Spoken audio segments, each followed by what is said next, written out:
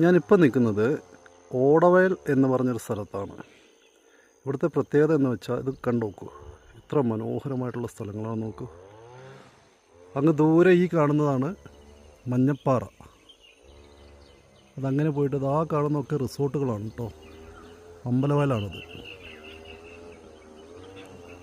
റിസോർട്ടിൻ്റെ പേരൊന്നും എനിക്കറിയില്ല, ഇതൊക്കെ റിസോർട്ടുകളാണ്.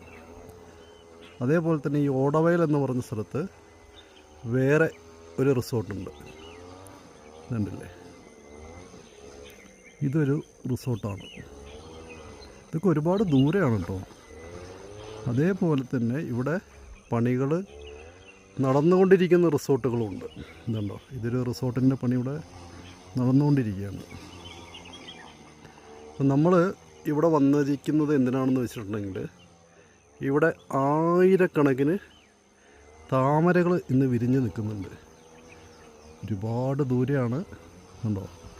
ആ വെളുത്ത് കാണുന്നൊക്കെ താമരപ്പൂക്കളാണ്, കണ്ടോ? അപ്പോൾ നമ്മൾ അവിടേക്ക് പോവുകയാണ് കേട്ടോ. അങ്ങനെ നമ്മൾ എത്തിക്കഴിഞ്ഞിട്ടോ. ഇത്ര മനോഹരമാണ്, നോക്കൂ. ഇതൊന്നൊന്നല്ല, ആയിരക്കണക്കിന് പൂക്കളുകളാണ് ഇവിടെ. എത്ര മനോഹരമായിട്ടുള്ള, എത്ര ഭംഗിയുള്ള സ്ഥലങ്ങളാണ് നോക്കൂ. എല്ലാം താമരയാണ്, അതല്ലേ?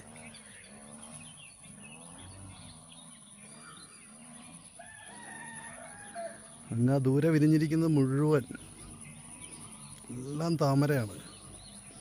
ഇതിങ്ങനെ വീഡിയോയിൽ കാണുമ്പോൾ അതിൻ്റെ ഭംഗി നിങ്ങൾക്ക് അറിയില്ല, പക്ഷെ നേരിട്ട് വന്നാലുണ്ടല്ലോ.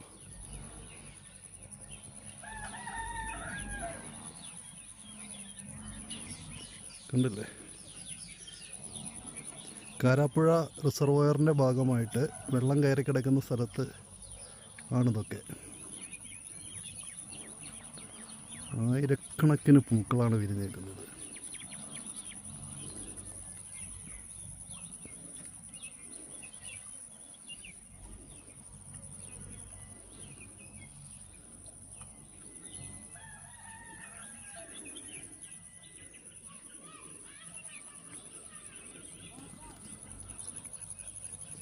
ആ കാണുന്നതാണ് നേരത്തെ നമ്മൾ കണ്ട മഞ്ഞപ്പാറ എന്ന് പറഞ്ഞ സ്ഥലം. ഒരുപാട് ദൂരെയാണത്, കണ്ടില്ലേ?